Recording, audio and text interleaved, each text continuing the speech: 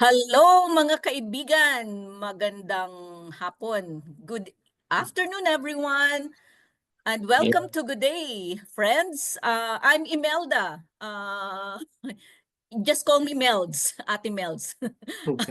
And I live here in Sydney, in the west part of Sydney. And a little bit about myself, I come from Ticao, the beautiful island of Masbate, part of the Bicol region.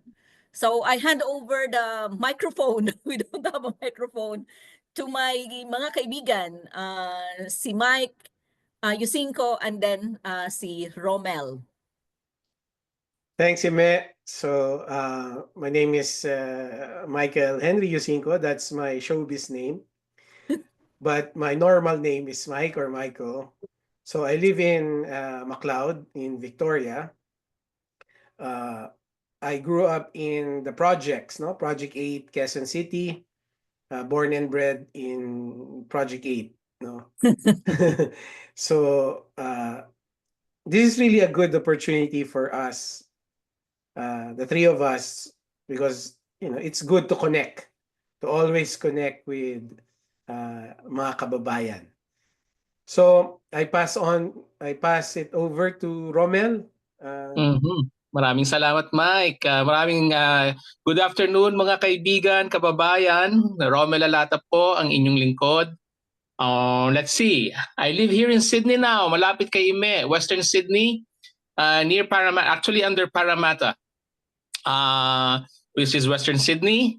I've been here for a few years, pero I spent a lot of time in Canberra before, bago lumipat dito. Mas masaya po dito sa Western Sydney, mas madaming multicultural communities, mas maraming Pilipino, mas maraming restaurants, Pinoy mas food, maraming yes. events, at mas hindi boring. Hindi tulad sa Canberra, mas maraming kangaroo. Oy, pero nag-enjoy din naman tayo doon, di ba? Oo naman, oo. Maganda Yeah, din, happy din naman. Professional development in Canberra is very good. Yes, Yes. agree. And of course, because it's getting close to Christmas, and Romel, you're from the culinary capital of the Philippines. Oo nga pala, Yes. Kapampangan po. Half Yeah. Kapampangan, half Ilocano here, pero I grew up in Pampanga, so mas I identify more closely with my Kapampangan side. Yeah. Anong tanong mo sa akin, Ime? Well, I think the combination between Ilocano and Kapampangan looks interesting, especially in the cuisine, no? Oo, tama yun. Have you tried like combining Kapampangan with Ilocano? Actually, nagka-clash ko minsan, lalo yung tatay at nanay ko. Nagluto yung nanay ko, sasabihin ng tatay ko, ginisa mo na naman sa mantika or masyadong maraming karne, no? Kasi yung Ilocano, yung Kapampangan is karamihan meat. Yeah. Karne, purong karne. So, pagdating mo naman sa Ilocano, karamihan gulay. Puro gulay. Tapos, ayaw nila yung ginigisa, nilalaga lang. So, very interesting combination talaga. Yun. So, mahilig akong kumain ng karne, mahilig akong kumain ng gulay. So, best of both worlds, actually. Ikaw, Mike, ang ano bang favorite na mga pagkain? Laking project ka eh. So, ano ba? Is there a distinctive project cuisine? Obviously, I eat a lot, no? I'm sure you know that by now, just by looking at me.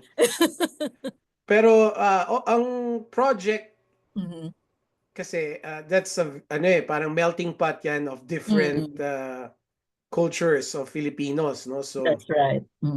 So like for like us, my mom, my family come from Zambales, no? So we eat a lot of fish, seafood.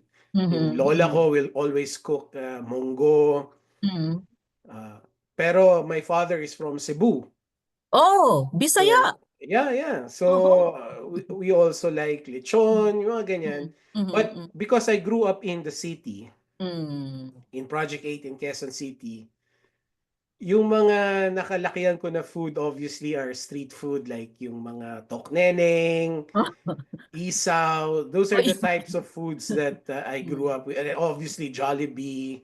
Yes. And yung mga pares, yan, pares. Ayun. Yan yung mga goto. Yan yung mga akala namin Manila food or Metro Manila food. Yung pala, they have their origins also in Iloilo, Yeah, in the in province. Ilocos, Yes. in Pampanga. So, Mm. wala akong actually specific cuisine na I can claim for my own, no? Except for siguro yung mga street food na yon, yung tokdeneng, ikaw, Betamax. Yan. Betamax, yes. Ako naman, Adidas. Ako naman actually, siguro among the three of us, I'm the one, with maybe a little bit different in terms of the cuisine. Of course, different din yung Kapampangan, but yun, mahilig kami talaga sa maanghang. So I grew up like, especially my father, he can eat chili as is, like, so very very chili kami, yung very spicy yung cuisine, plus magata kami. So yeah, we always cook with coconut. So almost all the dishes we cook are cooked actually with coconut. So what is Masbate known for? Anong dish? Okay, dear. Kasi Ilocos, bagnet, pakbet, right? Okay. Pampanga, sisig, yung ano mga pa? kaldereta. Yan, ganyan. Menudo. Sa Masbate, what is the Okay, especially dish kasi popular? I come from this tiny island. It's called Ticao Island. Actually, yung pinaka na dish doon talaga yung sinagol. It's made, yes, it's made of either pating, which is shark meat, or pawikan meat, turtle meat. Yes. Yeah, those are endangered species, unfortunately. And we cook it like first in vinegar and garlic and whatever, and then we simmer it in thick coconut milk, and then put some herbs on it. And then of course a lot of chili. So until now, of course we know, and people are now aware that especially the pawikan, this is endangered species, no? So I think now hindi na, bawal na. But I think the sharks can still be eaten. So we do cook sharks like that. Yeah. So, interesting. Dapat makapunta ako sa inyo para matikman ko yung putahe na yan. Yeah, and in fact, another yung puto made of cassava. With parang dalawa siya na ganon, yung parang bao siya, but it's actually on half, and then inside is with coconut caramel or something like that. Sarap pala. Oo, it's actually very, very nice. In fact, some of the artista who would come to the island, because now it's getting a bit more popular, no? They even like this cooking show with there is this actor who actually cooked with, and he was criticized because he actually brought an artificial gata. I mean, the gata from cans. Nakalata. May dala siyang lata doon sa mortal sin yan. Ticao. Mortal sin yan. Ang dami-daming fresh doon Ba't nagdala siya ng lata? Yes. So na ano siya doon. He was criticized because of of that. But other than that, of course, he was promoting also our island. But actually, the Australian Discovery Cruise now goes to the island. Oh. Yes. Why is it filled with unknown wonders? Yes, so apparently there is this Australian cruise, and it's very, very expensive, around 25,000 Wow. Where these rich Australians, retirees, or whoever. Down payment na ng bahay yun na. Yeah, correct. This is already for down payment, right? Yes. Yung isang unit. Yeah, but they prefer to go to this, to these small islets that are basically so-called unexplored, off the beaten track, and so that's their route, no? Coming from Taiwan or something, and then they go around the islets in the Philippines. So yeah, it's and well, my kababayan said finally there are AFAMs There are AFAMs here. Ano AFAMs? AFAMs are Okay. slang for foreigner. Oh, really? Yeah, Usually American. male foreigner, di ba? Oh, yes. yeah. Okay. Yeah, but it's originally referred to an American. Mm. AFAM is specific to an American, but now they actually Any Filipinos white apply it. any white person yata. Yeah, any white person, it's Yeah. called AFAM. All Especially right. if you have a little bit of money, you are really, a big AFAM, Oh, but anyway, why are we here? Why do we do this? Mike? Well, I think we do this because we want to stay connected to our culture, Mm-hmm. to our history, not just history, textbook history, but also, our history, the kind of lives that we knew before, what we grew up in, or what we grew up with, watching, or doing while studying or working. So I think that's why we're doing this. Lalong-lalo na, I think we're all part of the same age bracket. So Yeah. we're at that point now that we like to look back and reminisce and Yes. feel nostalgic about riding the jeep, and also riding the bus without traffic, etc. Yeah, that's right. Yeah. So see, I brought a painting with a jeepney. It's a Magandang jeepney painting mo painting. dyan. Yes. Yeah. Yeah. Rommel, what's your thought? Why are we here? Yeah, tulad nga ng sinabi ni Mike, we're here to reminisce, to look back at our roots, no? Mahalaga ang roots, lalo na migrants tayo. We always identify, we should always never forget. We should never forget where we came from, di ba? Also, we're here to discuss yung contemporary issues natin here as migrants in Australia. Being of two worlds, no?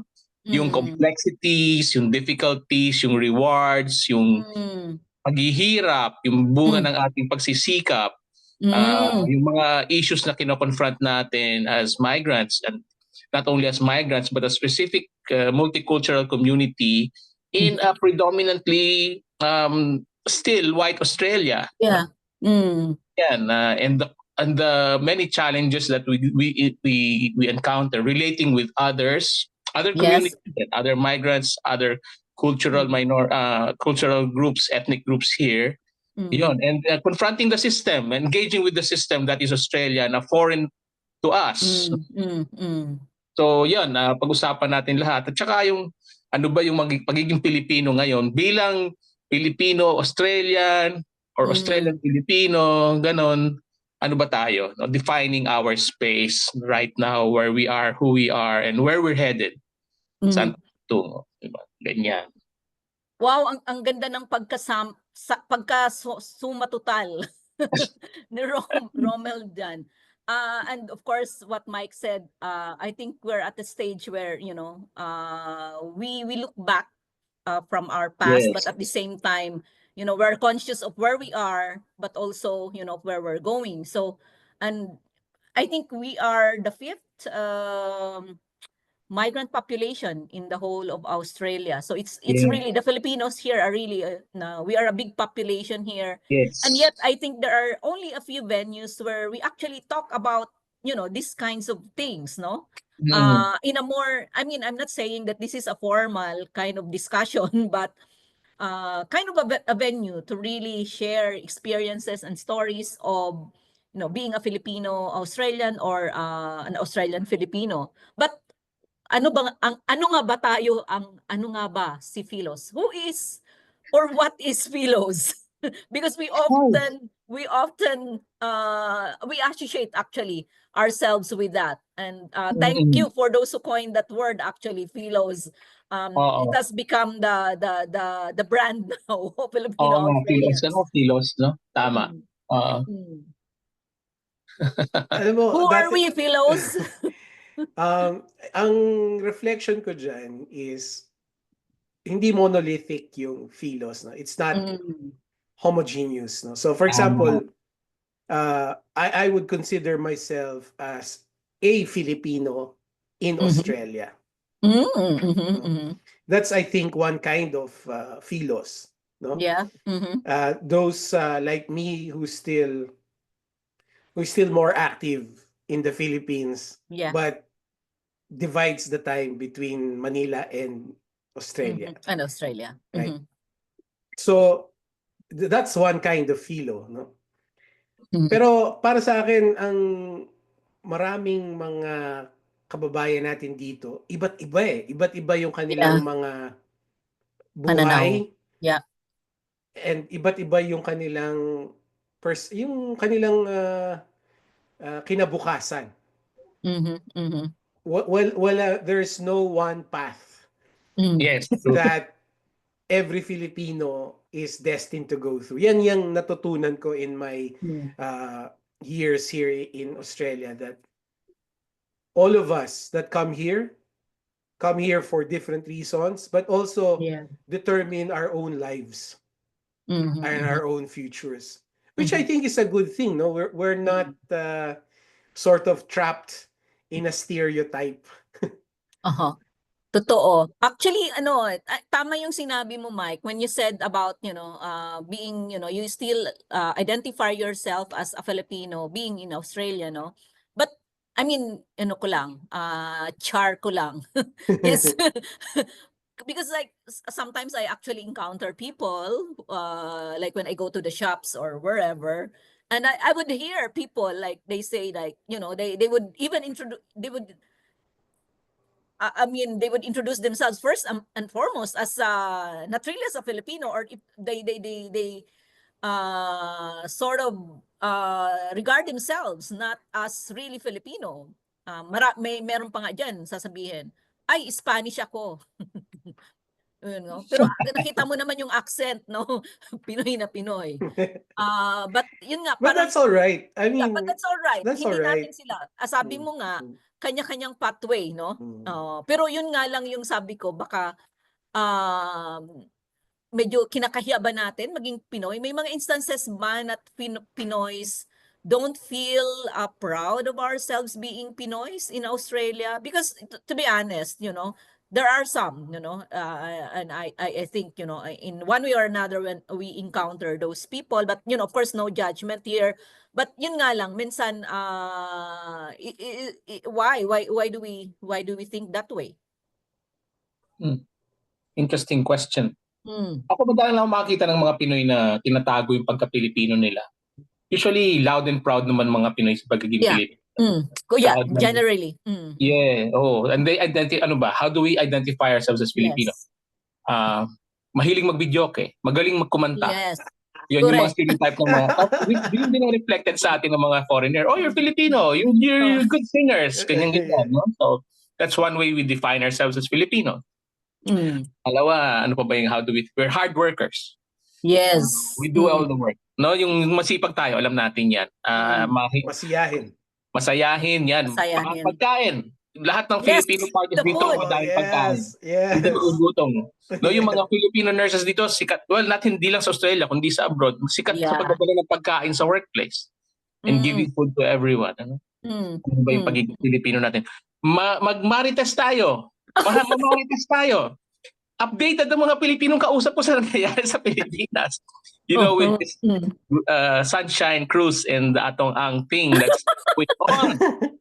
Napaka-passionate mag-discuss. Sabi ko, bakit may mga analysis pa at mga experts? Parang wow, parang mga parang may panel of experts. Pag may kausapan mga Pilipino, talagang very serious. Parang yung postura parang academic na nagsasalita on a highly technical subject matter, pero marites lang yan. So, halo-halo talaga ang pagiging Filipino dito. Grabe. Nababawasan ba yung pagka-Pilipino natin? Is our being Filipino a little bit diminished because of the Australian influence? Or siguro maybe I'll flip the question. What sort of Australian influence do we imbibe, as a Filipino? Or is it like talagang Pilipino pa rin, or there's some Aussiness already in us? Well, syempre, for those who grew up here, certainly some of their Filipino-ness will have diminished, right? But some who have just, come here to work or to migrate, then they will still retain the old habits. Unfortunately, even the bad habits. Yes. Yes, I agree, Mike. Totally agree. Yes. Kasi ang daming beses ko na-encounter, kasi I try to get active with Filipino communities. Lagi kong na-encounter yung grupo-grupo nag-aaway, mga Cebuano, kalaban ng mga Samar, meron pa mga intra-Cebuano na nag-aaway. Merong tiga West Cebu, East Cebu nag-aaway. So may mga ganun pa rin na nadadala, which is I think hard to avoid, no? Because we grew up like that back home. Syempre, when we come here, we sort of bring those kinds of bad habits also. So yung sinasabi ni Romel na masiyahin tayo, magaling tayo kumanta, nadadala natin yon. But kasama doon is also yung meron tayong tendency maging regionalistic. Yes. May tendency tayo maging tribalistic. And that comes out in yung mga Philcoms, as they say, yung mga Filipino communities. Yes, that's true. So medyo nahirapan pa rin tayong ma-overcome yun, in terms of because I think in the Australian workplace, especially when you're situated in a workplace na talagang multicultural and all, hindi masyadong nakikita yan, yes, oo. Yun naman ang kagandahan doon. Yun din ang kakagandahan doon, Pag lahat ng Pilipino magkakasama sa isang multicultural na setup, nawawala yung pagka-Bisaya natin o Ilocano natin, nagiging Pilipino tayo lahat. Yes. Nagiging Filipino mafia tayong lahat. Pero pag tayo lang, like doon sa mga Philcoms nga lang, doon naglalabasan na naman, Bisaya to, ay, to, Bicolano yan. Ilocano yan. Nako. Ako naman siguro yun nga yung because nga I've been working in a setup na kumbaga mas maraming mga Australians or mga puti, syempre one way or another I think I kind of adapt certain things. Of course, I think one of that is yung being prompt. So yan. Pero expect na kung ang mga kausap mo ay Pinoy, marami pa ring late. Buti na lang hindi tayo na late ngayon. So ibig sabihin, medyo Aussie na tayo. Yes, so medyo Aussie na tayo. Diba? Ano pa yung tingin kong isa, yun nga, nagiging prompt tayo, nagiging followers tayo ng rules. Pag Aussie na tayo, yun yung ugaling Aussie, nagiging yung mga Pilipino, magiging masunurin sa mga batas, mga proseso. Hindi tulad sa Pilipinas, puro pasaway tayong lahat, di ba? Dinadaan sa pakiusap, sa shortcut, sa lagay, palakasan, sa connection, di ba? Correct, connection. Sa power, yung patronage, ganun. Yun. Pero tingin mo wala bang patronage din dito? Char. Dito most definitely. Kaso magandang pag-usapan yan deeply sa among our next topics. Paano ba yung successful dito sa Australia? Taking advantage of the Australian patronage system. Yes, I think it's a really, kasi syempre of course karamihan sa atin we wanted to better our future, no? Yes. To better our lives, no? Yes. But of course as in any other workplaces in the world, talagang masalimuot din talaga ang workplace ng Australian workplace. But and how to to actually to get there, especially doon sa leadership position, lalo na 'di ba may report nga kahit nga si Penny Wong nagsabi na being Asian is actually has been a hindrance even for her to actually go nandun na siya sa taas, di ba? Oo. Pero siya rin magandang pag-usapan yan. Huwag natin kakalimutan, i-table natin as one of our topics for the future. Yeah. Para din at least magkaroon din tayo ng siguro ng magandang tips. As if naman. Kasi mga Pilipino usually very insular eh. Yung community natin doon lang tayo umiikot eh. We usually don't go out of yung comfort zone ba natin Yes. ng community. Very rare yung mga Pilipinong, lalo yung mga first migrants na lumalabas sa circle of Sa ibang comfort. community. Usually hinahanap nila.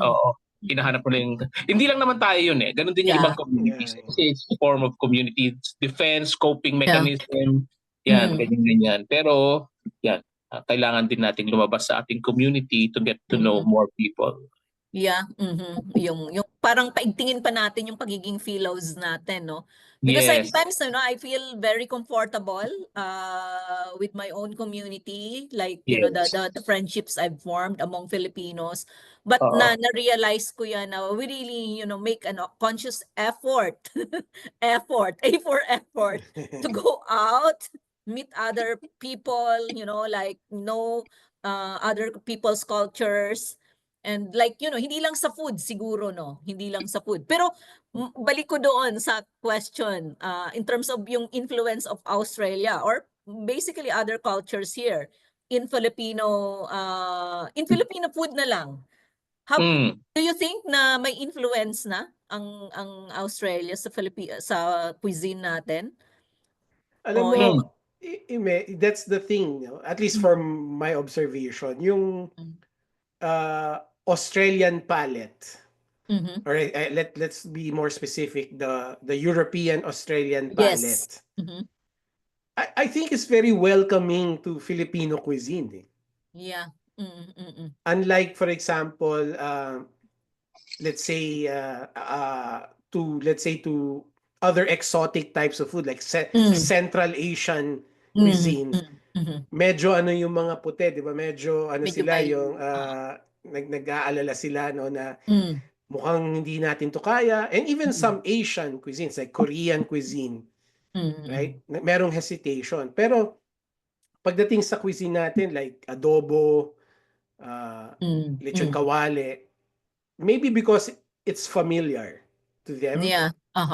So yung cuisine natin, kumbaga ang mabilis silang na-adapt o na-adopt sa Australia. And I think that explains bakit maraming nagsusulputan ng mga Pinoy restaurants.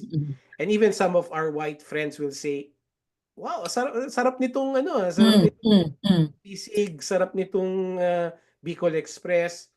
It's because I think for them, this looks familiar, it tastes familiar, and therefore this is something that I can regularly eat as part of my diet. Although Mike, I think siguro lang, no, because I think we are latecomers, no, when it comes to really promoting Filipino food. Kasi among the other Asian cuisines, like for example Korean, talagang parang nakausong na talaga. But it's like, and despite the fact na parang matagal ng mga Pilipino, we've been here since I think time immemorial, di ba? May mga pearl divers pa nga and all, right? But parang nahirapan yung natin isulong yung Filipino culture unlike other cultures. Why is this, or why? Well, kasi it's part of kung ito medyo seryoso na tayo, we're going down to policy discussion. Kasi sa South Korea South Korea, they have an official policy to promote their culture, yung K-pop, yung ganon. So very very organized yung kanilang promotion, no. Hindi tulad sa atin, talagang late tayo, no. Si yung senator nila Romel sa Pampanga, si Senator Lito Lapid, di ba? Nagpasa lang siya ng bill to declare Pampanga as the parang cuisine capital of the culinary capital. Culinary capital of the Philippines, di ba? Which is weird kasi Iloilo is the UNESCO heritage city for food. So nakakalito. So siguro isang explanation yon bakit medyo late nakapasok sa merkado yung Pinoy food. Kasi walang push from our government na hindi katulad sa South Korea nga na meron talaga silang parang organized na plano na i-promote yung conscious, K-drama, systematic effort. K-pop, food, etc. etc. Romel, do you have any other opinion about that? I think reflection din ng ating ano yan, ng sa tingin ko lang yung political power ba, well, hindi man political, yung hierarchy ng countries among countries sa mundo. Yung Philippines wala kasi siya dun sa taas, hindi siya sikat. Di ba?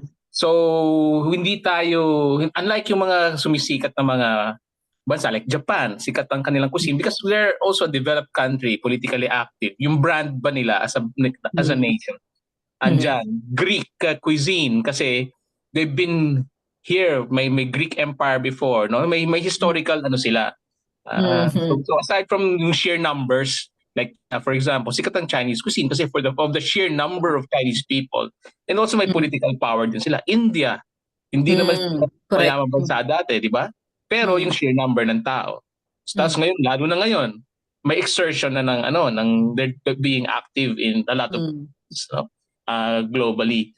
Yung Filipinos, we're not exactly kasi yung bang hindi naman tayo power center anywhere, di ba? So we're not assertive even as a cultural group. We tend to assimilate. Diba? We're not even considered a middle power until very late, no? We're always considered as a satellite. Oo. So tapos yung pagkain naman natin, we don't really push din, di ba? So yan, tapos you're not engaged in political activities even sa mga countries na pinuntahan natin. So yung brand na nasa cultural group as a country, mahina pa. Pero may isa kasi may nagsabi noon sa akin na puti. Sabi niya kasi, because I think Imelda, parang because, some puti would actually, some white, Australians would actually look at Filipinos, some, hindi ko naman nila lahat, but a few of them like would see us na wala tayong ganong distinct culture. And I said, why? Why is that so? Because I think, yun nga, I mean, sila din yung nagsabi because, we easily adapt to, to us. We don't really, like, yung Philippines natin, pagiging Pinoy. Yeah, I get you. Inaano, di ba? Yung Christianity, for example, Christianity makes it easier for Australians and Filipinos to connect, no? Either yung Protestant or Catholic, right? Because Christianity is a shared experience. Culture, experience. A shared cultural reality. And also, the Western mentality, unfortunately, the Western values, both are present in Australian culture and Filipino culture in a sense. No? Although we are not that Western, obviously, but because of the American influence. Americanized tayo. Americanized, oo. Yun, may mga nagsasabi din before na, like the accent, for example, when you speak English, you don't sound like you're Filipino. You sound more like with such twang of American English, things like that. So yung mga barriers na exist if you're a Korean or a Japanese or an Indonesian or a Malaysian, it doesn't exist with us. Yes. Totoo yan. We can talk about religion. We can agree on religion because both of us are Christians. We can talk directly without any need of translation because of the English. English. And then we can talk about Hollywood, etc. But in so doing, we somehow lose some part. We fail to express our Filipino-ness. I don't know. Maybe siguro that's part of being Filipino na rin, di ba? Because of course we of our colonial heritage, but unfortunately, some people see it this way that we don't really have that, kind of distinct culture, unlike other Asian culture. But I think it has, it has positives, some negatives, but I think it's part of, like our experience as a people, as a country, no? Having all of this influence brought into Philippine culture. So of course hindi pwedeng expect natin na talagang puro na lang, no? Yeah. Actually, magandang reflection is, 'di ba, ang pinag-aaralan natin ngayon, pinag-uusapan natin pala what is a philo. Apparently, ang tanong na yun will also make us ask, what is a Filipino? Oo nga eh. What is Di ba? Yeah. Kasi what ang conception natin or understanding natin of a Filipino will obviously translate to how we understand who is a Filo. So talagang medyo masalimuot at malalim yung tanong na binigay mo sa amin, Ime. Ikaw talaga, professor of law ka talaga. Pinapahirapan mo pa kami sa recitation nito. Masalan ko, Pilipino, mahilig magpadala ng pera sa Pilipinas. Yan yun. Pressured pa natin magpadala ng pera sa Pilipinas. I think all other things except that, no? Talagang ito ang common denominator. This is the common denominator of the Filipinos. Philos everywhere, wherever, magpapadala at magpapadala ka pa rin ng pera. At balikbayan box. At balikbayan box. Totoo yan. Ako nga magpapadala. Nauna na ako. Ako nagpadala na lang ako ng pera. Wow. Shy. Alam mo, gawin natin topic yan next time. Pagpapadala. Ang sakit ng loob, lahat ng hinaing ng pressure sa bansa, yung mga expectation ng ibang Pilipino sa mga Pilipino sa Australia. Gawin natin gagawin nating topic. Okay, so mag-invite tayo ng mga tatawag sa atin. Baka may mga share sila ng kwento nila. Maraming mga mag-share talaga niyan sa atin. Yes. Siguro kaunting na lang pasada, maybe we can greet our viewers ng isang maligayang Pasko po sa inyong lahat at manigong bagong taon, and we wish you all a peaceful ano pa bang magandang mga blessed ligtas na Pasko. Mas masagana. Mataas ang presyo ngayon. Pero kasi sa atin. Correct. At siguro i-wish din natin na masagana. We should also wish Australia masaganang New Year because remember the exchange rate. Bumagsak na naman. Ano ba yan? Ang ganda na eh. Kung kailan Pasko, doon bumagsak eh. Okay. So that's why we need to include Australia, definitely. Always include Australia in our prayers, in our well wishes for the New Year. Mike, ano yung... Ako, kasi maganda yung meron tayong positive vibes. Tama yun. Pero kailangan maganda rin tayo for 2025. No? Kasi election year sa atin. Election year din sa Victoria. So election year din in the federal Australia. Ganun ba? Yes. Next year, pwede magtawag anytime. So, kailangan din natin maghanda dun sa mga ganong mga game-changing events, as they say, right? Yes. So, positive vibes, but certainly we have to prepare for what's in store next year. Yeah. Tama. Tsaka yung uncertainty brought about by yung Donald Trump presidency. Kakaroon ng changes sa global trade kasi nga yung mga sanctions na tariffs na i-impose niya sa ibang bansa will magkakaroon ng roll-on effect sa atin yan. Of course, napakagandang topic niyan, and especially 'di ba sa ating konteksto nating mga Philos, sabi mo nga kanina, Romel, there are a few of us who engage in politics, no? So unfortunately, that's one part na mukhang mas marami minsan marites than engage in the big things in life, no? Yes. But anyhow, pero Eme, Romel, for future episodes, meron akong gustong itackle na very hot debate sa ating mga Pinoy dito sa Australia. Ano yun? Ano ba ang tamang luto ng adobo? 'Di ba?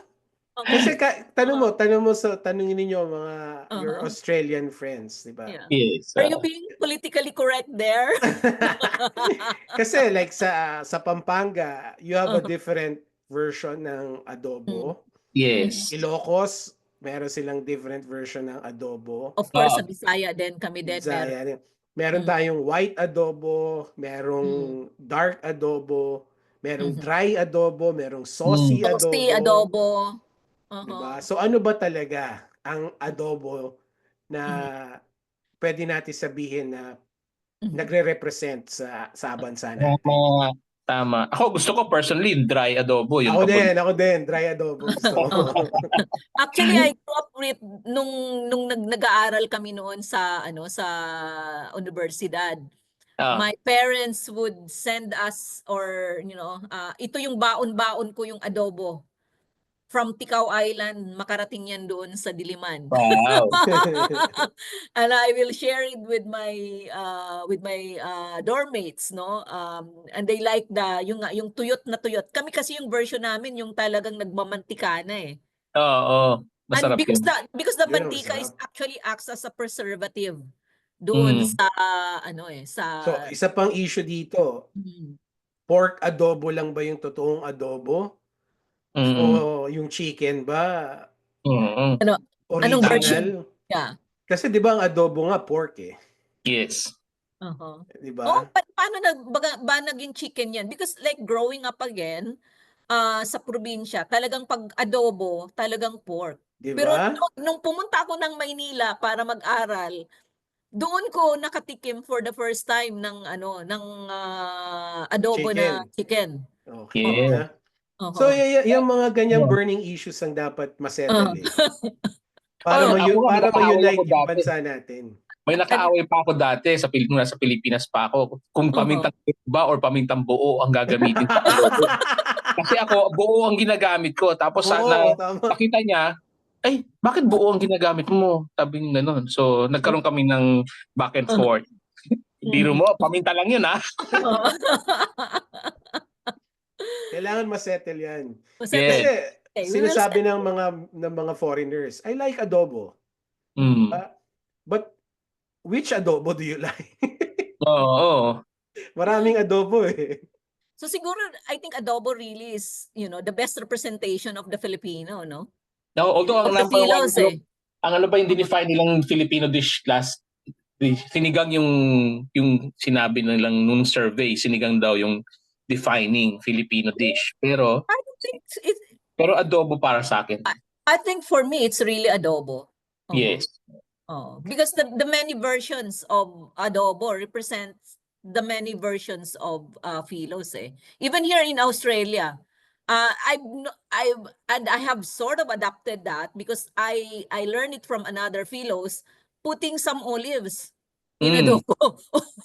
Di ba? Uy, that looks interesting ah. Yeah. So so you can see how the Filos are evolving, no? In the same way that adobo has evolved. Ako, sukang gamit ko ngayon, apple cider vinegar. Alright. Diba? yun na yung Filipino o Filos version ko ng adobo. Hindi na ako kumakain gumagamit ng dato puti. White vinegar, di ba?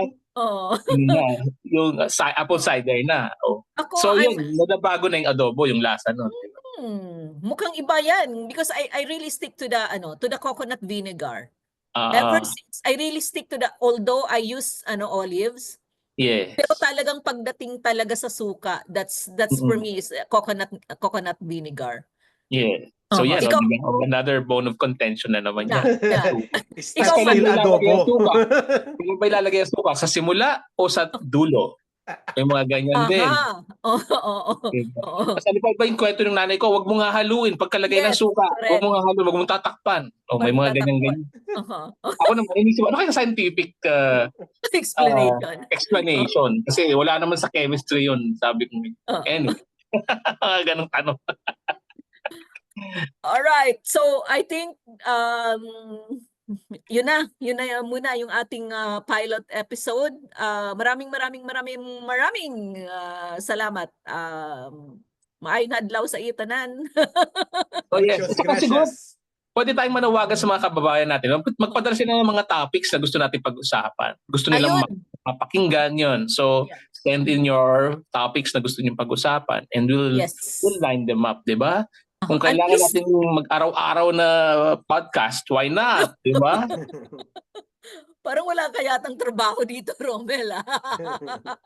Pwede lang gumawa ng mga shorts lang, kahit 15 minutes. Ganun. Anyway, let's see. Anong demand? Maraming salamat sa inyong dalawa. Ay, maraming salamat, Mike. And Ime. And sa inyo lahat ng mga tagapakinig, thank you for tuning in. And please tune in sa mga future episodes. Yes. Adios. Adios. Bye-bye. Bye.